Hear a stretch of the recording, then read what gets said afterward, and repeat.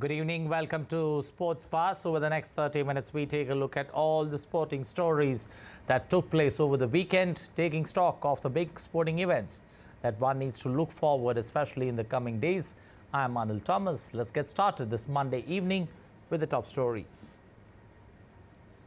Yashasvi Jaiswal, Ishan Kishan, Rituraj Gaikwad star in India's 44-run win over the Aussies. Hosts take a 2-0 lead in the 5-match T20 series. Union Sports Minister Anurag Singh Thakur unveils Ujjwala, the Sparrow, as mascot for the inaugural Khelo India Para Games. Delhi to host from December 10th to 17th. Games will help para-athletes come under the top scheme.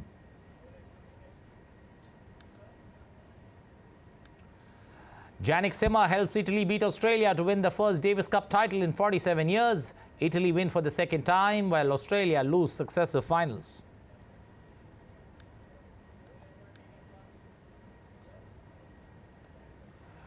Max Verstappen wins Abu Dhabi Grand Prix to bring curtains down on the 2023 F1 season. Max is now the world champion for a third consecutive year.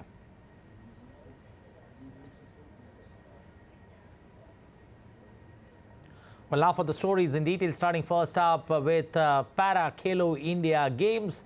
The mascot logo and jersey for the first ever Khelo India Para Games was launched over the weekend at the Zorawar Auditorium in Manekshaw Centre in New Delhi. The games are scheduled to be held from the 10th of December to the 17th of December this year. Over 1,400 participants from across 32 states and union territories, including the Service Sports Control Board, are expected to participate in the maiden Khelo India Para Games. This will witness para-athletes vie for honours in 7 disciplines, which include para-athletics, para-shooting, para-archery, para-badminton, para-table tennis and para-weightlifting. The events will be held across 3 Sports Authority of India stadiums: the IG Stadium, the shooting range in Tughlakabad and the JLN Stadium.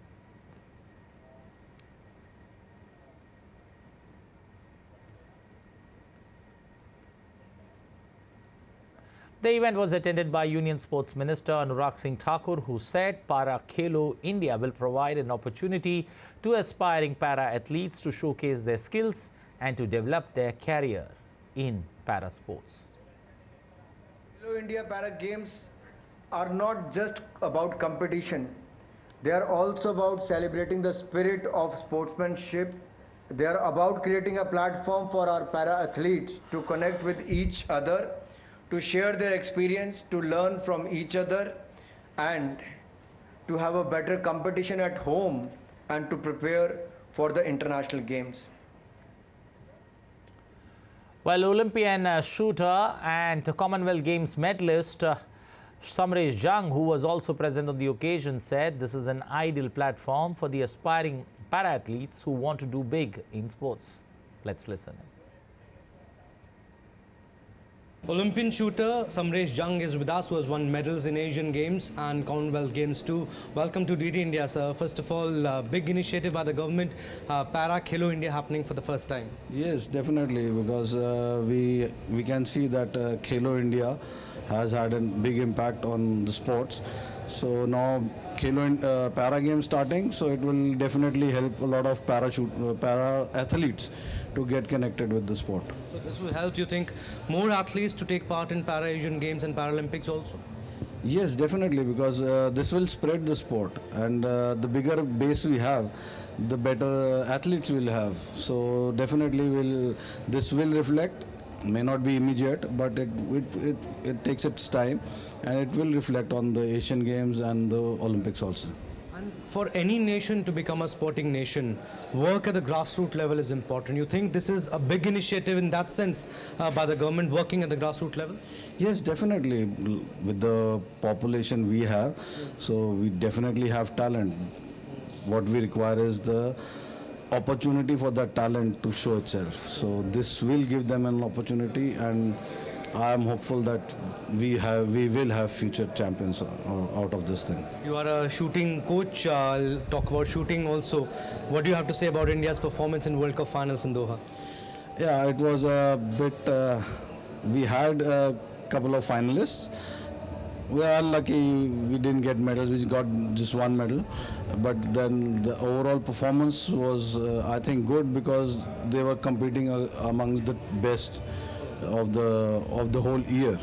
So the overall the performance was good. Would have liked them to win a couple of more medals, but I'm happy. Paris Olympics is not that far now. We returned empty-handed.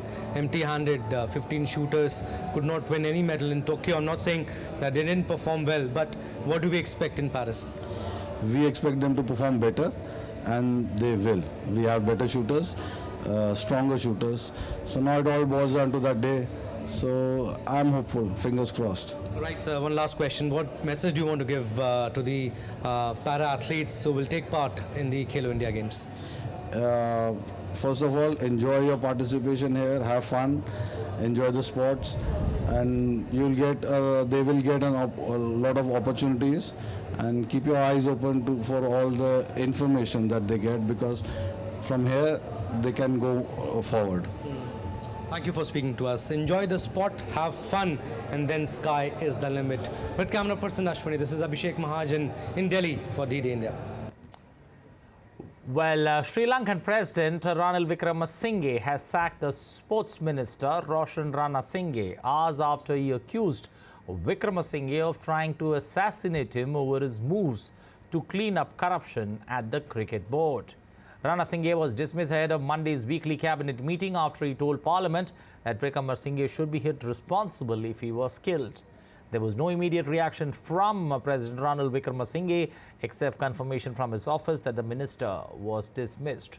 Ranasinghe sacked the elected cricket board earlier this month after accusing office bearers of gross corruption. The charge has been denied. The cricketing board is the richest sporting organization in the island country. The International Cricket Council has suspended Sri Lankan cricket earlier this month, saying it had failed to ensure that there was no government interference in its affairs, violating the world body rules. Ranasinghe has refused the president's calls to revoke the sacking of the board.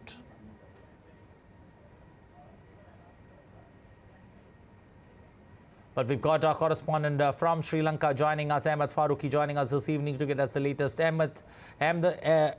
Farooqi, good evening. How does one take a look at this development, especially in the Sri Lankans, sporting affairs, which seems to be getting, rather muddled, I would say, with every passing day, with every sporting event that Sri Lanka participates in? Yes, Anil, good evening to you as well. Yes, the situation is quite messy as of now in Sri Lanka with regard to the way the entire Sri Lankan cricket and in fact the entire sports ministry, how it has been performing and how it has been working its way through the crisis. We had seen earlier this year that Sri Lankan football board as well as the rugby board both had been given a ban by the respective international associations. Now coming to cricket, ICC giving a ban till the time there is clarity with regard to the political interference and various other issues that have been plaguing the Sri Lankan cricket.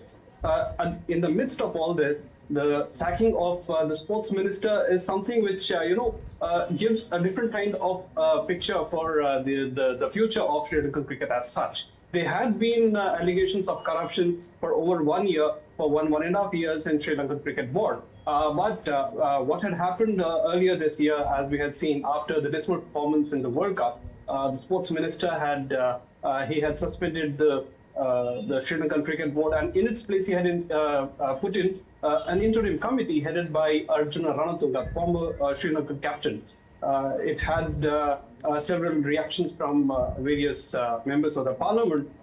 It was deliberated at length in the parliament, but the issue became even more problematic when ICC had placed a suspension on Sri Lankan cricket, citing the same reason that there has been political interference. Now, the president of Sri Lanka, Ranil Wickremesinghe, has sacked sports minister because there have been quite a very good number of controversial statements made by the sports minister. So this is being seen as one of the ways how the government is trying to put system in place, because ICC in its quarterly review had been very critical with regard to the kind of time that had been given to Sri Lankan government to put all these issues at rest and come out with putting Sri Lankan Cricket Board back in its place, or taking out the interim committee that had been appointed. So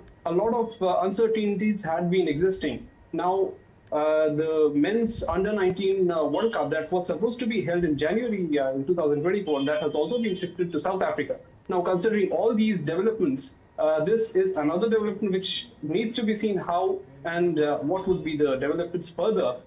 Who will be the next sports minister, and if at all he comes in, will he continue to maintain that same interim committee, or will he go for appointment of the Sri Lankan Cricket Board officials back into its place? Thereby, ICC could take a call. So it needs to be seen how it pans out as of now. Anil. Ahmed, looking at Arjuna Ranatunga being given the reins by the sports minister, who's now been ousted, and Arjuna Ranatunga, sparing. Not mincing words when he said it's easier to win elections in Sri Lanka than run the cricketing board in this country. Now put this all into perspective for us in terms of what does Arjuna Ranatunga do, or with the removal or the dismissal of the sports minister, the appointment is in limbo. See, right now the appointment is not yet in limbo. There are a lot of variables here. There had been a stay which had been placed earlier by a court, which did not allow the interim committee to work because because of the stay on the Gazette was applicable. However, once that has passed now, so now the interim committee headed by Arjuna Ranatunga, it's in force, and that is where the clash is. Now we need to see how the government will plan out the next sports ministry's head, who will be appointed, and how it will decide with regard to the interim committee as such, and the cricket board also. So it is quite uncertain as of now, Anil. Okay, one quick word before I let you go, Ahmed. Now looking at the way Sri Lanka performed in a World Cup that was held in the subcontinent, and looking at less than 6 months away for the T20 World Cup, and with the Sri Lankan board in kind of in no man's land, where does that leave the cricketers, and where does that leave the preparations, especially for the T20 World Cup that comes up next year? Primarily speaking, Sri Lankan cricket has seen good number of injuries earlier this year. 3 of their top bowlers had gone through injuries, Vanindu Hasaranga and many others. So that is one part of it. The second part is that Dasun Shanaka is no more the captain. So there is a lot of change that has taken place. So a lot of experience is needed for these cricketers to go into T20 World Cup as well. That is where Sri Lankan cricket is lacking as of now. At the same time, you see, with an uncertain kind of future of Sri Lankan cricket itself, there will be a difficulty for the players also to adapt and come together as a unit. And that is where Sri Lankan cricket team would also suffer. They had a dismal performance in the Asia Cup. Although they tried to handle the league stage, but in the final they lost to India with a very big margin. They were bowled out for 50 runs. Similarly, we also saw even in the World Cup, they had a very bad performance, winning only 2 out of the 9 games that they played in the league stage. So things are not very positive as of now for Sri Lankan cricket as such, Anil.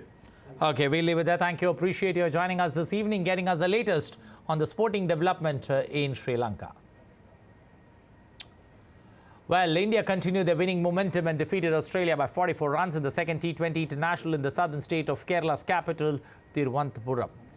India, who were invited to bat first, piled a massive 235 runs for the loss of 4 wickets, with the top 3 batsmen scoring half-centuries. Australia, in response, managed 191 for the loss of 9 wickets in their 20 overs. The proceedings kicked off with Yashasvi Jaiswal and Rituraj Gaikwad giving India a solid start. The pair added 77 runs for the opening wicket in just 5.5 overs before Jaiswal departed for 25 ball 53. Gaikwad also completed his half-century before getting out in the final over for 58. Rinku Singh then once again chipped in with an unbeaten 31 that came off just 9 deliveries. Australia got off to a slow start. Ravi Bishnoi, Akshar Patel combining well to inject 3 bowlers inside the power play. Marcus Stoinis, Tim David then kept Australia in the hunt, adding 81 runs for the 5th wicket. Bishnoi dismissed David for 37, and shortly after, Mukesh Kumar removed Stoinis for 45. Australia then lost momentum and lost wickets quickly. With this win, India now surge ahead in the 5-match series 2-0. The third match to be played on Tuesday. English batsman Joe Root has pulled out of the upcoming Indian Premier League 2024 season. His franchise, that's Rajasthan, have released a statement stating that England batter Joe Root will not be taking any further participation in the IPL. The Rajasthan team acquired Root at the auction. Root is a highly decorated international player for England, although he made his IPL debut in the 2023 season. Featuring in just 3 matches for his franchise, his impact on the scorecard has not been great. He managed to score just 10 runs in the lone game that he played there when he came out to bat. He becomes the second English player after his Test captain Ben Stokes decided to pull out of the season of IPL. Remember, just after the IPL, you've got the T20 World Cup that takes place in the West Indies and United States of America. So this particular move there coming as a surprise, both for the franchise and from the player as well as the English Cricket Board. Staying with IPL, Gujarat have named Shubman Gill as the captain to lead the team ahead of the Indian Premier League season next year. Vikram Solanki, the director of cricket of Gujarat, said Shubman Gill has shown growth and stature in standing over the last 2 years at the highest level of the game. We've seen him mature, not as a batter, but also as a leader in cricket.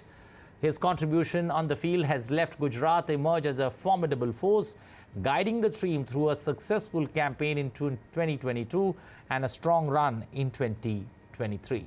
Shubman Gill said on his announcement that he is delighted and proud to assume the captaincy of Gujarat and thanked the franchise for the trust in him to lead such a fine team. He said he believes he's had 2 exceptional seasons and he looks forward to leading the team with an exciting brand of cricket.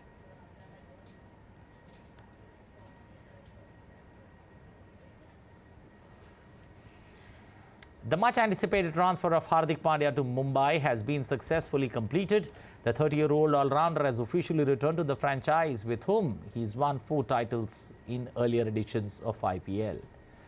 Mumbai have bolstered their financial situation to afford the Pandya acquisition by trading Cameron Green to Bangalore in another all-cash transaction to the tune of 17.5 crores Indian rupees.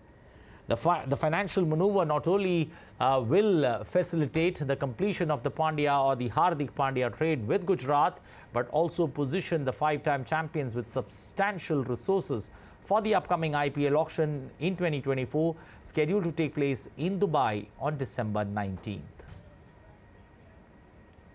Well, Zimbabwe are on the verge of missing out a place in the ICC T20 World Cup in 2024 after losing the second match in the African region qualifier to Uganda.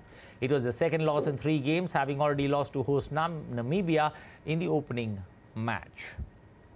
They have won 1 game against Tanzania in between 2 losses from the 3 games that they have played. Zimbabwe currently are 4th on the 7-team table with 3 more games to play. The top 2 teams will qualify for the main event scheduled to take place in the USA and West Indies next year.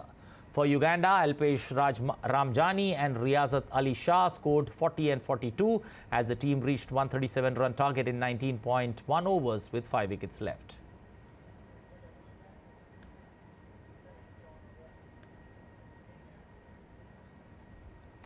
Well, Yannick Sinner led Italy to a Davis Cup triumph over the second time with a stunning performance. Sinner scored a straightforward 2-0 victory over Australia, leading his team, Italy, to glory after 47 years. Italy's number 1, Yannick Sinner, there outclassed Alex Di Mineo 6-3, 6-0 to kick off celebrations as Matteo Arnaldi defeated Alexei Popyrin in the first singles. Sinner saved 3 match points against Novak Djokovic in Saturday's semi-final with Serbia before beating the 24-time Grand Slam champion. He then beat Djokovic again and his partner Minio Kecmanovic in the doubles with Lorenzo Sonego. Italy's first win was in 1976 in the elite men's competition. I came here with confidence, throughout the whole month I played, coming from Turin. I gave 100% all what I had, and I think the whole team, they pushed everyone of each other, and this is maybe our key why we are standing here with this trophy. Well, Australian captain Leighton Hewitt was heartbroken as Australia have now lost successive Davis Cup finals. They have lost to Canada last year, now losing to Italy, but he was no short of praising Jannik Sinner and called him one of the top players in the tennis world. Yeah, Jannik, he's played awesome all week. The last few weeks, to be honest, last few months. So he showed why he's a top 3 or 4 player in the world at the moment, and he backed up what he did, yesterday against Novak, and played extremely good tennis. I think the conditions and the surface suit him perfectly as well, which makes life pretty tough. But I'm super proud of all the boys and the support staff and the team, and we did absolutely everything we possibly could have, and we've come agonisingly close yet again. Well, Mohan Bagan's supergiant will host Odisha FC in the reverse fixture of the AFC Cup in Kolkata on Monday. When both sides last met in the continental event, Odisha faced a heavy 0-4 defeat on their home turf there on September 19. But this time, Sergio Lobero's men will be eyeing revenge, while the Mariners will be in search of next round qualification. Odisha FC have clinched the maximum points in the last 2 AFC Cup games, whereas Mohan Bagan supergiant failed to get a win. Also, injury problems could be a matter of anxiety for Mohan Bagan, as some of the key players will be unavailable for the game.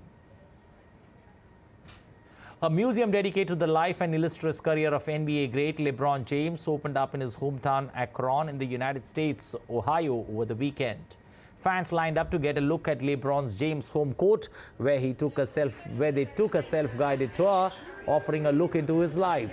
It includes never-before-seen items along his journey from Akron to the NBA, Olympics, business, philanthropy, and lots more. This museum includes a recreation of the apartment where James grew up, and the visitors got to look at the life from the 2003 NBA draft, where he was selected first, his championship runs with the Cleveland Cavaliers, Miami Heat, and Los Angeles Lakers, as well as his Olympic gold medal winning years. The museum is located at House 330, a facility started by the James Foundation to serve the community where he was raised. All proceeds will go back into the community. The 38-year-old James is playing his 21st season. He's become the league's all-time scoring leader in February after he scored his 39,000 points there in that particular week. Well, Red Bull's triple world champion Max Verstappen wrapped up a year of unprecedented dominance, winning his record-extending 19th win in the 22 races at the season-ending finale, the Abu Dhabi Grand Prix on Sunday. The pole-to-flag victory for a 4th year in a row under the Yas Marina floodlights put the 26-year-old in 3rd place in Formula One all-time list of winners. Only 7-time champion Lewis Hamilton and Michael Schumacher. Verstappen also became the first driver to lead 1,000 racing laps in a single championship and scored a record 575 points. Well, that's all we have time for in this edition of Sports Bus. I hope you liked the program. In case you did, do tell others. In case you don't, drop us a mail. You can also touch base on our website, ddindia.co.in. Well, that's it in this edition. Thanks for watching. Have a safe and wonderful evening ahead, watching sports, playing sports, enjoying sports, or just reading. Bye for now.